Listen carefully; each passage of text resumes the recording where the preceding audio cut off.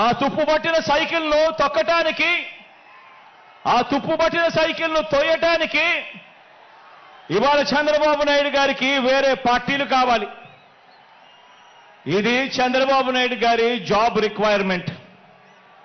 ఎందుకంటే బాబు పేరు చెబితే గుర్తుకొచ్చే ఒక్క మంచి కూడా ప్రజల నోట్లో నుంచి వినపడదు.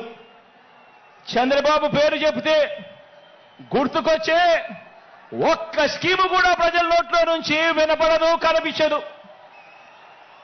అందుకే పొత్తుల్లో భాగంగా ముందుగా ఒక ప్యాకేజీ ఇచ్చి ఒక దత్తపుత్రుని తెచ్చుకున్నాడు ఈ పెద్ద మనిషి చంద్రబాబు నాయుడు. దత్తపుత్రుని ఎందుకు తెచ్చుకున్నాడంటే ఈ ప్యాకేజీ స్టార్ అయితే సైకిల్ సీటు తనకు కావాలని అడగడు, తన వారికి సీట్లు ఇవ్వకపోయినా కూడా ఈ పెద్ద మనిషి ఈ దత్తపుత్రుడు అడగనే అడగడు. ఎందుకు ఇన్ని తక్కువ సీట్లు నాకు ఇస్తున్నావు అని చెప్పి అంతకన్నా క్వశ్చనే చెయ్యడు. కావాలంటే తాను తాగుతా ఉన్న టీ గ్లాస్ కూడా బాబుకే ఇచ్చేస్తాడు. చంద్రబాబు సిట్ అంటే కూర్చుంటాడు, చంద్రబాబు స్టాండ్ అంటే నిలబడతాడు. సైకిల్ను ఎప్పుడు దిగమంటే అక్కడ దిగుతాడు, ఎప్పుడు సైకిల్ను తోయమంటే అప్పుడు తోస్తాడు. పొత్తుల్లో ఉండమంటే పొత్తుల్లో ఉంటాడు, విభేదించినట్టు డ్రామాలు ఆడమంటే రక్తి కంటిచ్చే డ్రామా కూడా ఆడుతాడు. వెనకటికి చంద్రబాబు నాయుడు లాంటి నాయకుడిని ఎవరో అడిగారట.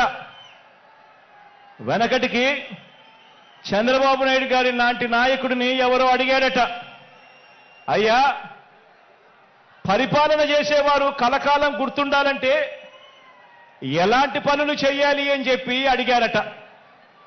ఎలాంటి పనులు చేస్తే కలకాలం గుర్తుండిపోతాం ప్రజల్లో అని చెప్పి అడిగాడట. అప్పుడు ఆ బాబు ఏం చెప్పాడంటే, ప్రజలకు అన్నం పెడితే అరిగిపోతుంది, ప్రజలకు చీర కొని పెడితే చిరిగిపోతుంది, ప్రజలకు ఇల్లు కట్టిస్తే కూలిపోతుంది, కర్రు కాల్చి వాత పెడితే మాత్రమే ప్రజలకు కలకాలం గుర్తుంటుందని ఆ బాబు చెప్పాడట. ఈ 14 ఏళ్ళు సీఎంగా ఉన్న బాబు కూడా అలాంటోడే. 14 ఏళ్ళు ముఖ్యమంత్రిగా ఉన్న ఈ చంద్రబాబు కూడా అలాంటోడే. అదే చేశాడు. అలాంటి బాబు ఎంతమందితో పొత్తులు పెట్టుకున్నా, ఇలాంటి ఈ చంద్రబాబు ఎంతమందితో కూడా పొత్తులు పెట్టుకున్నా కూడా ఈ చంద్రబాబు నాయుడు గారి పరిస్థితి సున్నా. ఈ సున్నా ఇంటూ ఎన్ని పొత్తుల్లో ఎన్ని పార్టీలున్నా కూడా దాని విలువ ఒక బోడి సున్నానే.